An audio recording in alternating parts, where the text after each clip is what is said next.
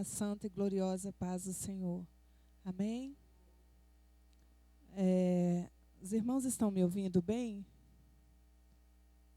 Aí atrás, estão ouvindo bem? Graças a Deus. Como o pastor havia falado, nós vamos dar continuidade ao estudo sobre os fundamentos da autoridade espiritual, que é a nossa revista de estudo que nós estamos trabalhando. Eu gostaria que os irmãos curvassem a fronte. Vamos apresentar a nossa lição de hoje ao Senhor nesse momento. Vamos falar com Deus bem rapidinho. Soberano Deus e Senhor de nossas vidas, neste momento, ó Pai, nós estamos aqui para aprender de Ti. Que o Senhor possa fazer, ó grande Deus, germinar em nossas vidas. Que o Senhor possa nos fazer crescer através desta palavra. E que nós possamos sair daqui, ó Pai, com as nossas vidas diferenciadas pelo Teu poder. Nós te pedimos em nome de Jesus. Amém. O nosso texto bíblico de referência está registrado em Mateus 28, 10. Mateus 28, 10. Os irmãos quiserem acompanhar. Fala assim: então Jesus aproximou-se deles e disse: foi-me dado toda a autoridade no céu e na terra. Estaremos estudando a autoridade de Jesus Cristo, que é uma lição elaborada pelo pastor Reginaldo Cruz Ferreira, ali da nossa sede. Mas antes de nós começarmos, nós vamos tentar entender um pouquinho, porque o pastor abriu essas lições falando sobre a autoridade. Qual era a diferença que havia, né, em uma pessoa ter autoridade. Eu gostaria de perguntar para os irmãos nesta manhã, qual é o entendimento que nós temos de autoridade espiritual? O que nós entendemos de autoridade espiritual? Quem poderia me ajudar fazendo algum comentário nesta noite? Autoridade espiritual. Nós estamos aqui, nós vamos trabalhar. Eu vou provocar um pouco, os irmãos vão me responder, nós vamos consolidar. Se eu não der conta de consolidar a resposta, nós temos aqui o pastor, temos aqui evangelistas, professores, né, para a gente trocar algumas ideias. Né, a gente aprende enquanto ensina. O que vem a ser autoridade espiritual? Vamos achar aqui o primeiro corajoso aqui. O Caetano vai falar para a gente o que ele acha que deve ser autoridade espiritual. Mateus 28, 10, isso? 18. Autoridade espiritual. Quem tem aí um discernimento do que seja autoridade espiritual? Quem poderia nos falar alguma coisa sobre isso? Autoridade espiritual. Entendimento sobre a autoridade espiritual. Quem? Intimidade, está no caminho. Intimidade, o que mais? Vamos acrescentar mais alguma coisa. Autoridade espiritual. O pastor falou muita coisa sobre autoridade. Nós gostaríamos de saber o que vem a ser a autoridade espiritual, porque nós estamos estudando os fundamentos da autoridade espiritual. A estrutura, a base da autoridade espiritual é o que nós estamos estudando. Então, eu gostaria de saber dos irmãos o que vem a ser a autoridade espiritual. Alguém pode falar alguma coisa? Ninguém? Não tem uma pessoa aí para falar alguma coisa sobre a autoridade espiritual? Pastor não vale, evangelista não vale. Gostaria de saber dos irmãos mesmo que poderia me ajudar, falando sobre o que vem a ser a autoridade espiritual. Oi?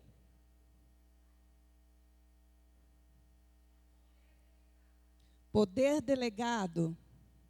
Que mais? A fé. intimidade, a fé, poder delegado. O que mais, gente? Poder de liderança. Tudo isso. Vamos ver alguma coisa? O que é uma autoridade espiritual, para a gente começar a entender a autoridade de Jesus Cristo. Então, autoridade espiritual é propriedade única de Cristo, que é o cabeça da igreja, certo? A autoridade espiritual seria propriedade única de Cristo como cabeça da igreja. E essa autoridade espiritual, ela é transmitida no corpo, tá? E por intermédio do corpo, na sua união orgânica com o cabeça que é Cristo. Quem é o corpo? Não é a igreja? A igreja não é o corpo de Cristo? A nossa unidade aqui não faz o corpo de Cristo? Então, a autoridade espiritual de Cristo é transmitida pelo corpo e no corpo para aqueles que fazem parte desta igreja, né, que é o corpo de Cristo. Entendendo assim, isso está registrado em Mateus 28, 18, Efésios 1, 22, 23. Sendo assim, entendendo isso, que somos este corpo, a vida espiritual é a fonte de toda a autoridade. Agora, para que nós possamos entender o que é essa autoridade, ela não é uma questão organizacional da igreja. Às vezes a gente pensa que a autoridade espiritual é esse organograma que tem na igreja, pastores, presbíteros, evangelistas, diáconos e membros. Não, não é isso. Quando nós falamos de autoridade espiritual, muitas vezes nós temos um pastor na igreja que ele não tem a autoridade espiritual, que tem uma irmãzinha lá do banco, né, que muitas vezes não é vista. Às vezes um pastor dentro da igreja não tem essa autoridade espiritual. Porque, como foi falado aqui, essa autoridade espiritual, ela vai estar ligada à intimidade que cada um crente tem com Deus. Isso não quer dizer que esta autoridade espiritual não esteja ligada ao organograma da igreja. Que para eu ter a autoridade espiritual, eu tenho que estar sendo submissa a este organograma da igreja, desde que ele esteja de conformidade com a palavra de Deus. Os irmãos concordam com isso? Ficou claro? Então, esta autoridade espiritual é a fonte da autoridade e o grau de intimidade espiritual que cada um crente tem com Deus. Ela é individual. Eu não sei como é que está a sua vida com Deus. Eu não sei como é que você busca em oração, como você lê a palavra, né, como você é, mas você sabe. Então, isso é individual. Mas ela se apresenta no nosso corpo, que é a igreja, de modo diferenciado. Tem uns que apresentam mais autoridade espiritual do que outros. Como foi falado aqui. Às vezes, nós pensamos que aqui o altar da igreja está toda a autoridade espiritual, quando, na verdade, não é isso. Às vezes, tem irmãos que têm mais autoridade espiritual, porque têm mais intimidade com Deus do que aqueles que estão na liderança da igreja. Tá? Então, uma pessoa com autoridade espiritual não precisa se afirmar como autoridade. Ele tem o testemunho e a autoridade do próprio Espírito Santo na sua vida. Certo? O pastor falou aqui no começo o que nós entendemos como autoridade, né? Não é uma coisa coercitiva, não. Aquela coisa que eu imponho. Não é isso. A autoridade, quando a pessoa tem autoridade, ele não precisa mandar e coagir as pessoas para que eles façam. A autoridade espiritual, ela é inerente na pessoa, tá? Ela vem a ser inerente na pessoa. Por que eu estou falando sobre isso? Nas nossas considerações aqui iniciais, fala assim: do ponto de vista teológico e também pastoral, uma das questões bíblicas mais discutidas em círculos cristãos é a autoridade de Jesus Cristo. Com isso, é necessário estudarmos sobre o nosso Senhor através de seus nomes e títulos e seu reino que comunicam sua autoridade. Bom, o que é que eu introduzi essa fala? Eu introduzi essa fala porque Jesus, ele não tinha um título. Jesus tinha um título? Não.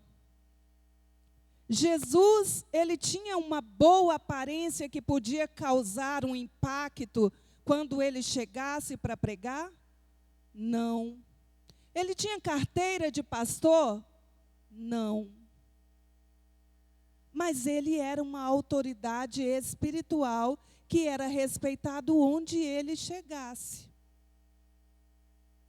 Porque era inerente na pessoa dele a autoridade. Então, isso acontece conosco também, na nossa vida também. Quanto mais intimidade nós temos com o Senhor, mais autoridade nós temos no mundo espiritual. Certo? Então, vejamos aqui.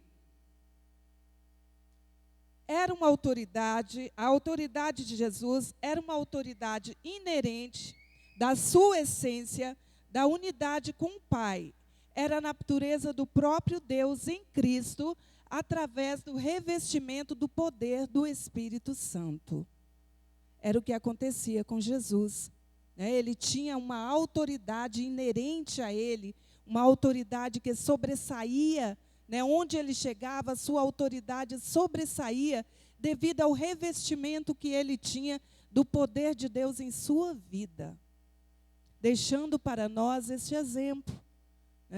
Que muitas vezes a gente entra e sai, a gente vai em vários lugares, diversas formas, e às vezes passamos despercebidos, porque nós não temos a autoridade espiritual na nossa vida. E essa autoridade espiritual, ela é muito importante, porque estes sinais seguirão os que creem. Talvez, se fôssemos colocar à prova na nossa autoridade espiritual, como nós nos colocaríamos? Qual seria a nossa situação? Não é verdade? Se nesse momento fôssemos chamados, às vezes, para orar por um endemoniado ou para resolver uma situação diferenciada, qual seria a nossa situação? Estaríamos preparados com a autoridade espiritual para tanto? Não é? Um homem simples, de hábitos simples, de origem simples, nascido em um lugar mais do que simples, não havia certificado nenhum, a sua aparência era nenhuma, mas a essência do poder de Deus estava na sua vida.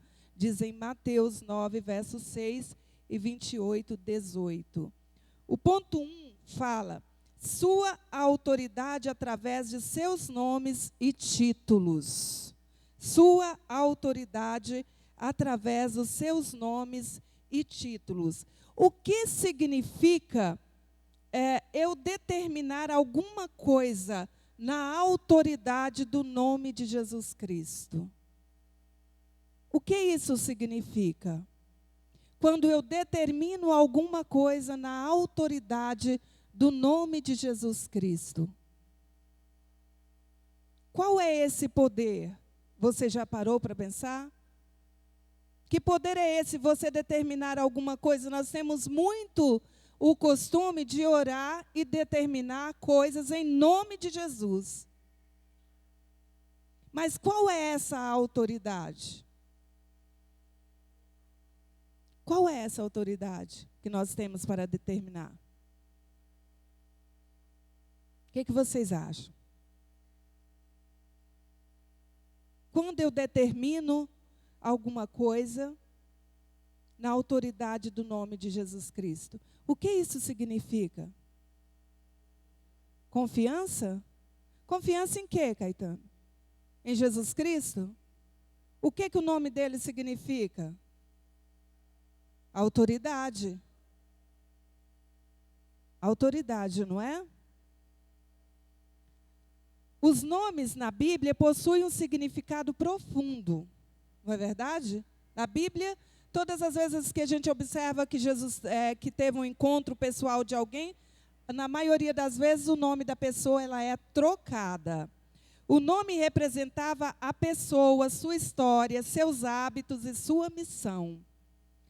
Então, todo o poder e toda a autoridade que Jesus tinha estava investido no seu nome. João 16, 23. Quem pode ler para nós? João 16, 23.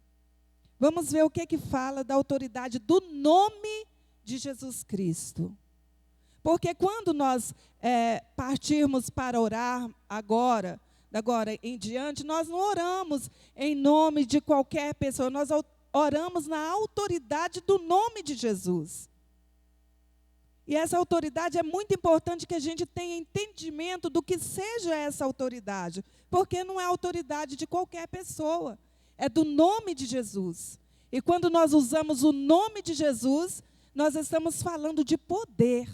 Quem pode ler para nós? João 16, 23.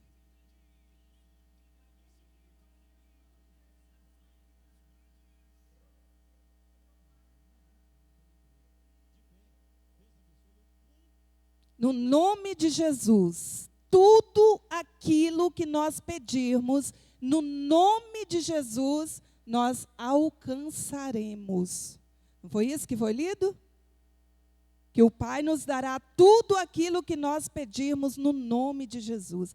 E porque muitas vezes, quando nós deparamos com situações difíceis, nós temos a dificuldade de usar o nome de Jesus. Qual é o nosso medo? Ele nos deu como se diria, essa credencial, esse direito para usar o seu nome, e muitas vezes a gente, diante da dificuldade, a gente fica assim, sem querer, ou com medo, sei lá, falta de fé. O que está acontecendo com a nossa geração, que hoje nós não usamos, parece não apresentar aquela autoridade que tinha antigamente, que as pessoas oravam e acontecia, e milagres aconteciam, demônios eram expulsos. O que está acontecendo nos nossos dias?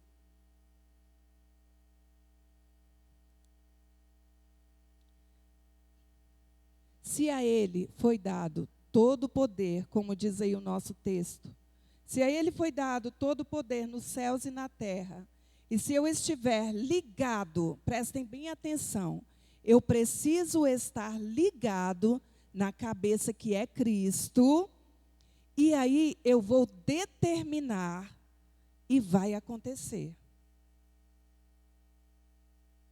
Eu preciso estar dentro da vontade de Deus para que eu possa usar o nome de Jesus e as coisas acontecerem.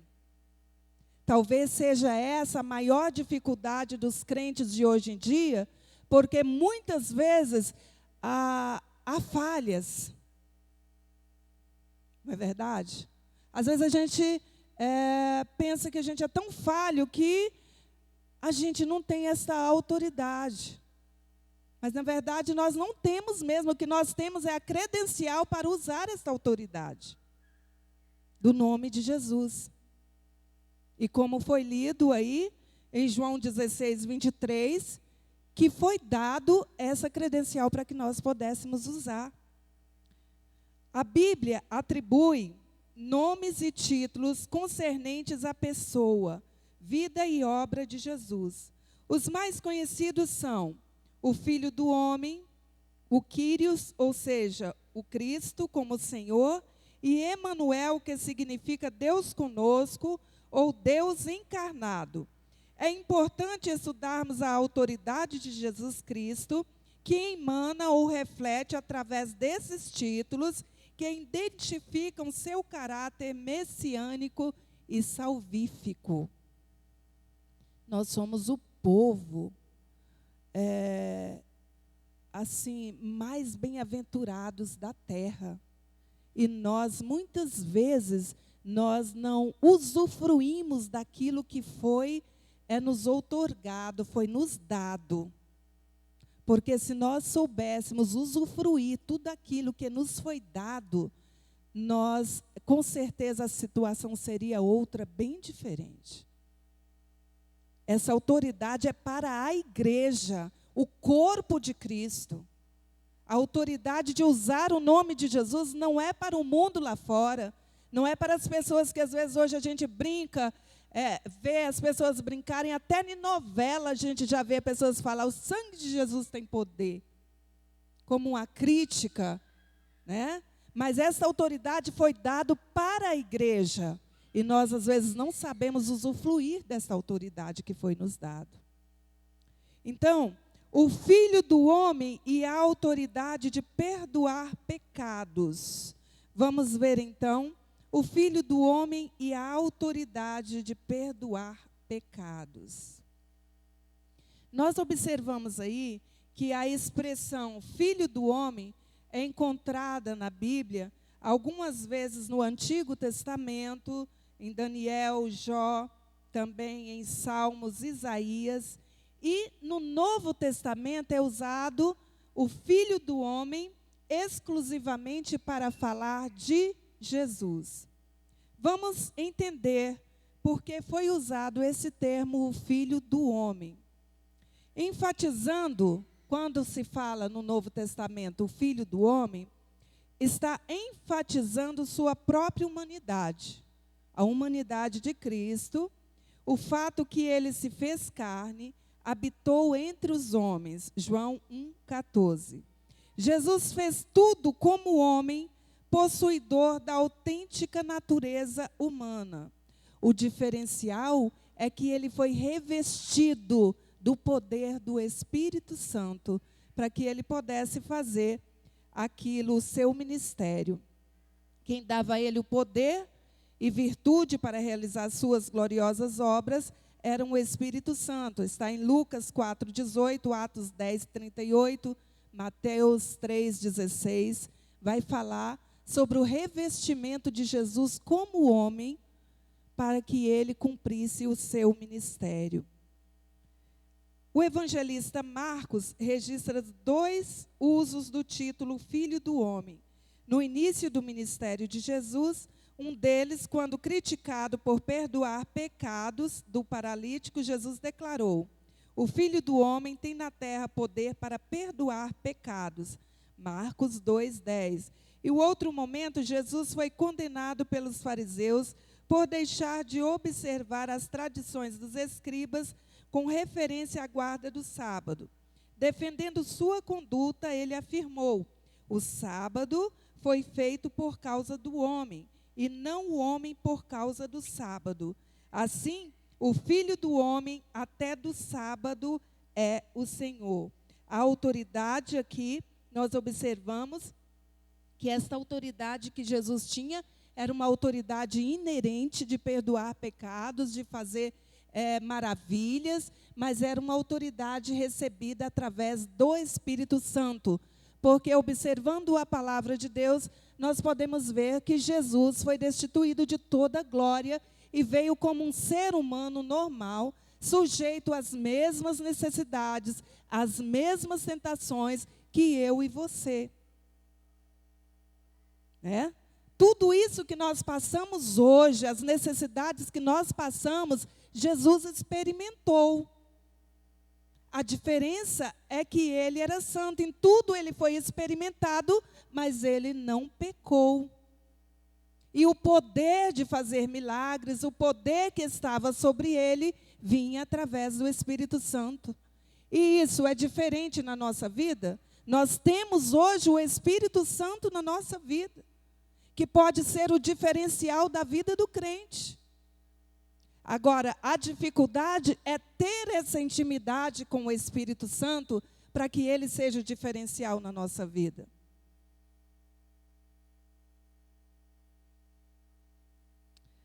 Cristo tem o direito de exercer a autoridade de perdoar pecados, salvar a todos os que creem. Russell Shedd comenta que o título de O Filho do Homem define o Messias da esperança profética como divino, mas também como humano.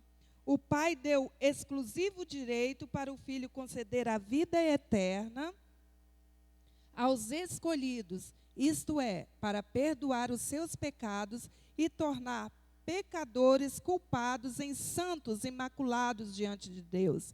Este direito pertence a Jesus e mais ninguém. Aqui nós vimos Jesus como o Filho do homem, 100% homem revestido pelo poder do Espírito Santo. Porque tudo quanto Jesus fez foi pelo poder do Espírito Santo. O Espírito Santo é que reveste também o crente, para que nós possamos fazer a nossa missão aqui na terra, conforme Ele designou. Cristo como Senhor e sua autoridade absoluta sobre a igreja. O cristão deve sempre lembrar que foi somente através da obra redentora de Cristo que fomos resgatados da nossa vã maneira de viver. Entretanto, é necessário também reconhecer que, além de Salvador, Cristo é Senhor. Paulo, escrevendo aos irmãos da igreja de Filipe, indica que ele era servo, doulos, como também é Senhor, Quírios. Jesus foi humilhado, porém, Deus o exaltou com soberania e lhe deu o nome que está acima de qualquer outro nome. Nós observamos aqui que ele foi destituído de toda glória para que viesse e experimentasse tudo aquilo que poderia denegrir, poderia fazer pecar, mas ele não pecou. Agora nós vamos imaginar o seguinte: se Jesus não fosse destituído de toda glória, não fosse, se chegasse aqui como um Deus, né? Se ele chegasse para nós como um Deus, qual seria o referencial que nós teríamos para a nossa vida hoje? Não é? Porque se a pessoa não passou, às vezes eu ter uma pessoa como referencial e ele não passar pelas necessidades que eu passei, pelas provações que eu passei, então ele experimentou tudo para provar para nós que é possível passar e não pecar. É possível vencer. Então ele não era de forma nenhuma um super-herói com todos os poderes sobrenaturais. Assim como eu e você, ele foi experimentado em tudo. E ele nos provou que é possível ser experimentado em tudo e não pecar. É isso que ele está nos falando hoje. Shedd argumenta que o senhorio de Cristo indica que os cristãos que não reconhecem a autoridade de Jesus, agindo e decidindo como senhores de suas vidas, contradizem a redenção que eles afirmam possuir.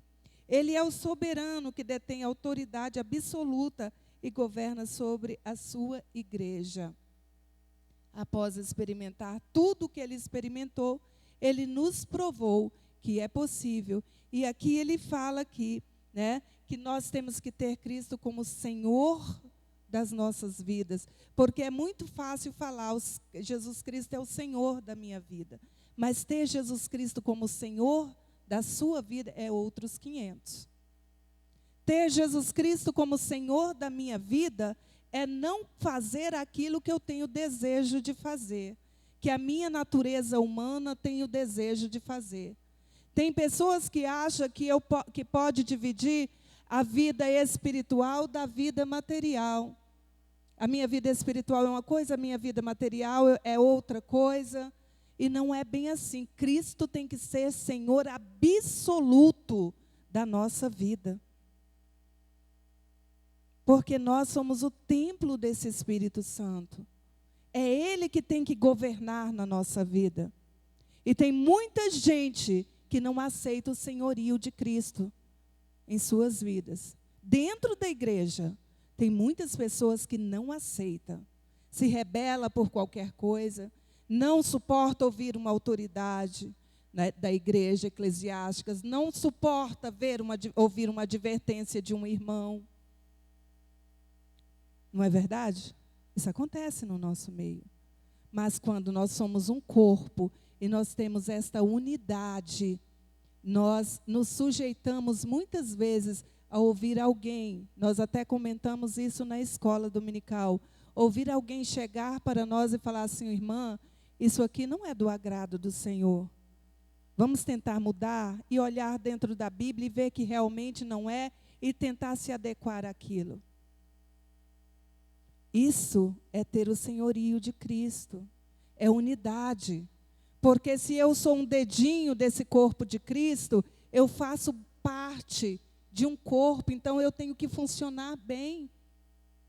E às vezes a minha deficiência vai fazer com que esse corpo não funcione bem.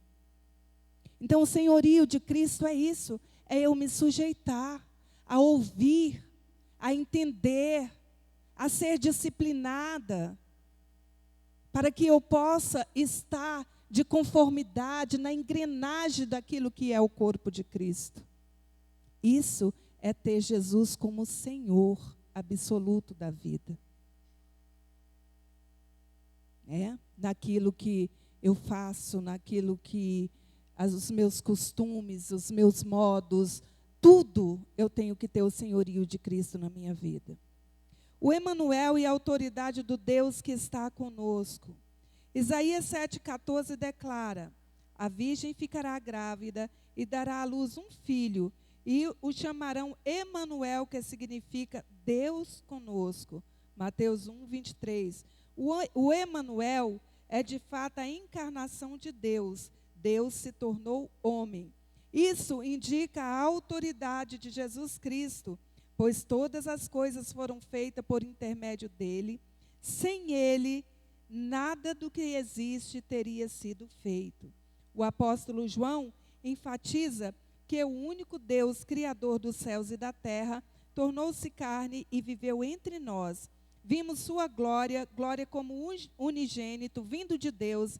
Essa verdade comprometida por João relata que Jesus sabia que o Pai havia colocado todas as coisas debaixo do seu poder, de modo que sua autoridade, como a do Pai, é absoluta. A autoridade de Jesus, ela é absoluta. A ele foi dado todo o poder nos céus e na terra. E nós, às vezes, tão pequenos, diante de toda essa grandeza, nós não nos sujeitamos a essa grandeza do senhorio de Cristo. Observamos aí esse relato que ele fala, nos dando essas declarações que, por mais que a gente tente, por mais que a gente faça, por mais que a gente queira ser, a primeira coisa, a primazia, tem que ser a de Cristo na nossa vida. A de Cristo na nossa vida. Eu posso querer galgar tudo, mas antes eu tenho que ter o direcionamento de Deus para a minha vida. E nós não queremos muito isso hoje, não. Eu traço os meus objetivos, eu quero fazer alguma coisa e me esqueço de perguntar primeiramente qual é a vontade de Deus para a minha vida. Deus fez um projeto desde a criação do mundo. Ele pensou, ele estruturou e ele executou. Aqui, o Emanuel e a autoridade do Deus que está conosco faz parte deste projeto.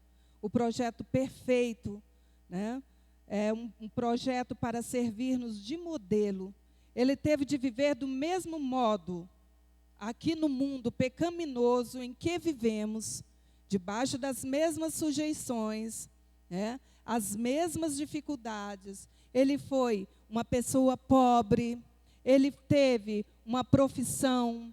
Jesus foi tentado, ele foi submisso aos seus pais, ele sofreu injustiça, ele chorava, ele foi servo. Tudo isso que nós passamos, ele também passou.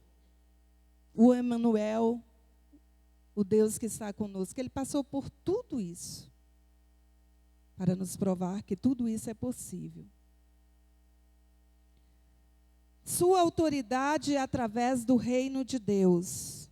O reino de Deus é o tema central da pregação e do ministério de Jesus. E por que não dizer que fazia parte também da pregação e dos ensinos dos apóstolos? Quando se fala em reino, é importante reconhecer que Jesus não pensava em um território sobre o qual governaria, muito menos um país ou uma região como Herodes governava. O que então deveria ser, o que deve ser o reino de Deus? O que nós entendemos como reino de Deus? O que é o reino de Deus? Aqui ele nos dá a entender que o reino de Deus são pessoas, são seres, né? Pessoas. Jesus não se importava com templos bonitos. É claro que é confortável, é muito bom a gente ter um templo bonito, como este aqui, como outros, mas Jesus não se importava com isso. Jesus se importava com pessoas. O reino de Deus era pessoas, era vidas. Isso era o reino de Deus. É o que ele fala aqui. Não era um reino constituído, mas vidas. Vidas que precisavam ser resgatadas.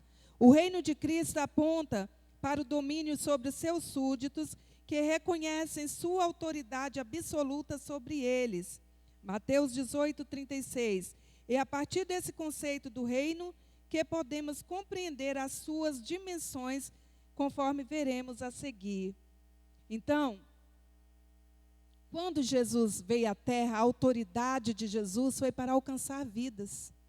Foi pensando nesse reino, pensando no que seria hoje, e como nós estaríamos aqui hoje, discutindo a palavra de Deus. A vinda de Jesus foi para isso, para alcançar as pessoas que precisavam ser alcançadas.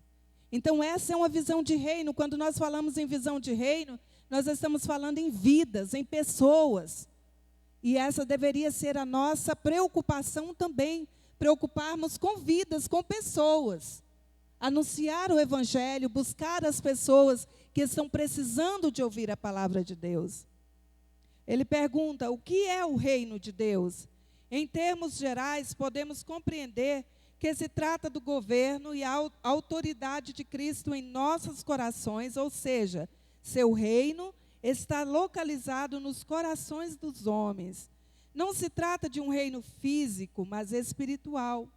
O escritor de tradição reformada, Anthony Hockman, afirma que o reino de Deus deve ser entendido como reinado dinâmico, ativo de Deus na história humana, por meio de Jesus Cristo, cujo propósito é a redenção do povo de Deus, do pecado e de poderes demoníacos, e o estabelecimento final dos novos céus e da nova terra. Então, quando ele está falando de reino, ele está falando exatamente de anunciar o Evangelho, de buscar vidas, de pessoas, de seres humanos que precisam ser alcançados pela palavra de Deus. As perspectivas teológicas, ele discute aqui três perspectivas teológicas, e ele fala assim, que existem pelo menos três concepções sobre o reino. A primeira considera que o reino é apenas presente, que se limita apenas a essa realidade atual. A segunda entende o reino como uma realidade futura. Consideram que o reino ainda será inaugurado. A terceira concepção compreende que o reino é uma realidade presente e futura. Ou seja, o reino de Deus é presente, pois foi inaugurado por Jesus na sua primeira vinda, e futuro, pois o próprio Cristo também inaugurará seu reino milenial e escatológico. Essa última, e particularmente aqui o autor da lição vai falar que ele compactua com a última aqui, que foi colocado, porque nós estamos vivendo o reino de Cristo. Cada pessoa que nós ganhamos, nós vem fazer parte do reino de Cristo. O Espírito Santo que nós temos aqui é o reino, faz parte do reino de Deus. Quando nós sentimos a presença do Espírito Santo, o que nós vivemos hoje na atualidade faz parte do reino de Deus. E futuramente o estabelecimento desse reino, né, vai vir no futuro. Então ele está falando justamente o que está escrito lá em 1 Coríntios 4, 19 e 20, Romanos 14, 17, Colossenses 1, 13 e 14. Vai falar exatamente sobre esse momento que nós vivemos, que faz parte do reino de Deus. E como agentes do reino de Deus, nós precisamos estar preocupados com vidas. Antes de qualquer coisa, nós precisamos estar preocupados com vidas. Porque o maior templo do mundo, o templo mais bonito que pode existir no mundo, ele não tem o valor para o reino de Deus como tem uma vida. Uma vida, às vezes, de um pingunço, uma prostituta, uma pessoa que, aos olhos da sociedade, ele não vale absolutamente nada. Mas, para Deus, essa vida vale mais do que o mundo inteiro. Isso é visão do reino. Nós não podemos colocar outra prioridade na nossa vida que não seja essa visão do reino de Deus, ganhar vidas para o Senhor, ganhar almas para o reino de Deus. Certo? A vinda do reino. Jesus anunciou a vinda do reino em palavras que soavam semelhantemente àquelas de João Batista. O tempo está cumprido e o reino de Deus está próximo. Arrependei-vos e crede no Evangelho. Marcos 1, 15. Holkman compreende que, embora as pregações de João Batista e de Jesus soassem como semelhantes, havia uma diferença básica entre elas. A chave para a diferença é encontrada nas palavras de Jesus: o tempo está cumprido. Enquanto João tinha dito que o reino estava para vir, Jesus disse que o tempo predito pelos profetas agora estava cumprido, Lucas 4, 21, e que o reino agora estava presente na sua própria pessoa. O reino de Deus foi concretizado com a vinda de Jesus Cristo. Então, quando João Batista falava, o reino de Deus está próximo, né, ele falava que Jesus estava chegando, ele estava anunciando a chegada de Jesus.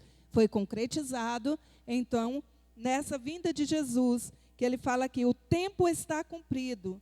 Enquanto João tinha dito que o reino estava para vir, Jesus disse que o tempo predito pelos profetas agora estavam cumpridos, através da pessoa de Jesus. Porque é através da pessoa de Jesus que nós alcançamos a salvação. Então, passou a ser possível a salvação através da pessoa de Jesus. E hoje, qualquer pessoa, por mais aparentemente indigna, que se chega a Ele, encontra salvação. Dizem por aí fora, que diz que quando a pessoa não presta para mais nada, ele vira crente. Mas é a pura verdade. Quando a pessoa não presta para mais nada, o cachaceiro já fez tudo, aquela pessoa lá fora já fez tudo, às vezes assassino, prostituta, entrou pelo mundo das drogas, aí ele entra na igreja e ele vira uma nova criatura. Ele encontra com o Senhor Jesus e ele tem a vida transformada pela pessoa de Jesus. Isso é o reino de Deus, né? Isso é a concretização do reino de Deus. Se nós fôssemos dar oportunidade para as pessoas falarem, eu tenho certeza que todo mundo iria falar, que dar um testemunho: olha, eu vivi assim, assim, assim, Jesus me transformou. Isso é o reino de Deus. E esse reino de Deus precisa alcançar outras pessoas. Né? Pessoas que estão morrendo sem Jesus, pessoas que estão, né, perdendo a vida sem conhecer Jesus. E às vezes nós estamos aqui na nossa inércia, parados, estabilizados, sem nos preocuparmos com esse reino esse reino de Deus. Dando continuidade, o reino estabelecido pela graça. O reino é estabelecido pela graça soberana de Deus e suas bênçãos devem ser recebidas como os dons dessa graça. A tarefa do homem não é trazer o reino à existência, porque ele já existe. A nossa tarefa não é trazer o reino à existência, porque ele já existe na pessoa de Jesus Cristo. Mas nele ingressar pela fé, é orar para ser mais e mais capacitados a submeter-se ao governo beneficente de Deus em todas as áreas de nossas vidas. Nós precisamos estar nessa conexão, procurar cada dia mais ter mais intimidade com Ele. Porque quanto mais autoridade nós tivermos com Ele, nós vamos ter mais condições de trabalhar para o reino de Deus. Nós teremos mais condições de ter autoridade no reino de Deus, que é o que está faltando muito hoje, é essa autoridade no reino de Deus. Nós entramos, irmãos, por um marasmo espiritual, que aquela coisa assim virou aquela coisa assim religiosa, de ter os dias da igreja, o dia de vir, ouvir a palavra, e não estamos muito preocupados com o que está acontecendo aí fora. Não estamos muito preocupados com o que está acontecendo aí fora, mas é nossa responsabilidade. Tudo o que está acontecendo aí fora é nossa responsabilidade. Eu ouvi outro dia o pastor falando sobre a autoridade, a responsabilidade de orar pelas autoridades. E eu comecei a pensar que tudo o que está sendo feito hoje para atacar a igreja, um pouco é nossa responsabilidade. Porque se a igreja ora, as coisas acontecem. Quando nós oramos, quando nós decidimos usar a autoridade no nome de Jesus, as coisas acontecem. E nós estamos nessa inércia espiritual. Vimos para a igreja, participamos do culto, voltamos para casa, e tá bom, tá muito bom, no outro dia vamos para o trabalho, eu sou crente, graças a Deus, o egoísmo chega na nossa vida, porque aí eu vou para o céu e o restante não importa. É o que está acontecendo, essa questão de visão de reino, é isso. Quando eu deixo de falar de Jesus, preocupado com o reino de Deus para um colega, eu estou sendo egoísta, porque eu estou preocupado só com a minha salvação e não estou estando preocupada com a salvação da outra pessoa que está do meu lado. Quantas pessoas passaram pela sua vida hoje, se você for pensar, no dia de hoje, quantas pessoas você já teve contato no dia de hoje e que você não falou do reino de Deus? Não teve autoridade para falar de Jesus para essa pessoa?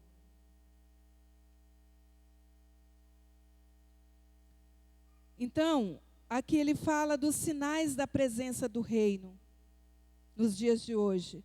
A autoridade de Jesus é demonstrada através dos sinais da presença do reino. Os principais sinais que nós temos hoje. Vamos ver se temos, não é? A expulsão de demônios por Jesus. Mateus 12, 24. Antigamente isso acontecia com mais frequência no nosso meio. Não era? Eu era garota de uns 13 anos, 14 por aí. E eu me lembro bem que às vezes a gente saía aqui nas ruas de Goiânia e eu me lembro, eu era bem novinha e indo para a igreja eu fui abordada para orar por um endemoniado. E naquela época era tão comum a gente orar por endemoniado e eu fui naquela casa, orei por aquele endemoniado e eu era tão nova. E hoje eu acho que se falar assim, é capaz de alguns irmãos correrem para não orar por um endemoniado. Expulsar demônio hoje é capaz de sair correndo. Era comum entrar pessoas endemoniadas na igreja para receber oração.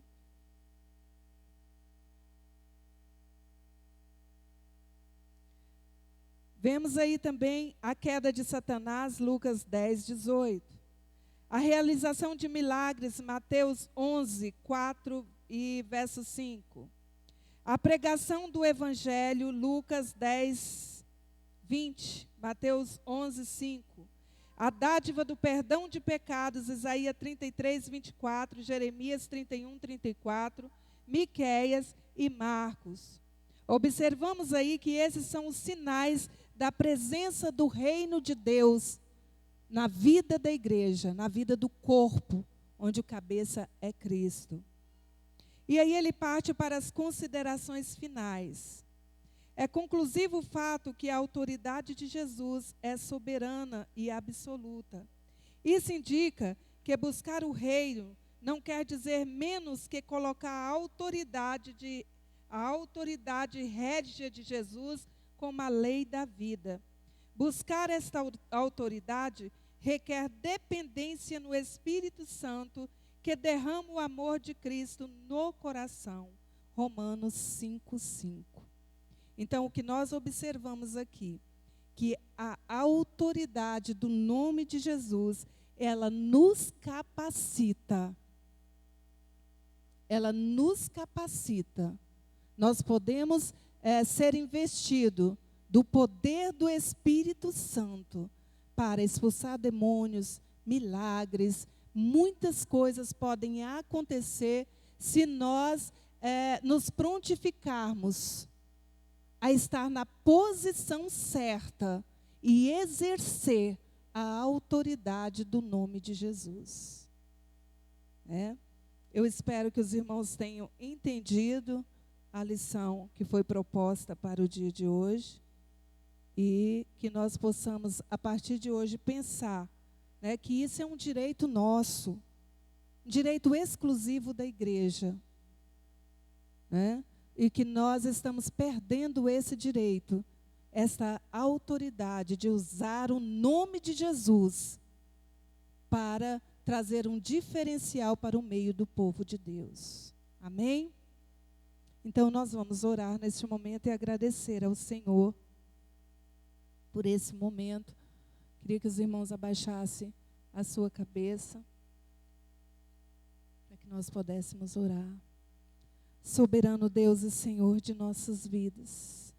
Pai, nesta noite nós entendemos, ó grande Deus, que nós temos um direito, nós temos um diferencial, ó Pai, na nossa vida. Que é, ó grande Deus, de usar o Teu nome com autoridade, Pai. Pai, para poder construir o Teu reino, resgatar vidas, ó Pai, que estão aprisionadas, ó Pai, pelo inimigo.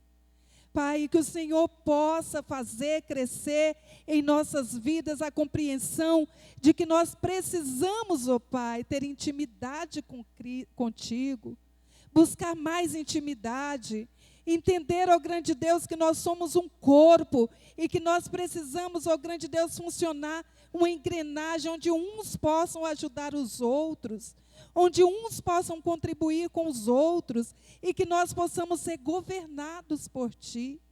E que o Senhor possa fazer, ó grande Deus, com que a Tua autoridade possa fluir no Teu corpo, que é a Tua igreja. Nós Te pedimos, Senhor, neste momento. Fica conosco, ó grande Deus, e faça, ó Pai, nos crescer espiritualmente.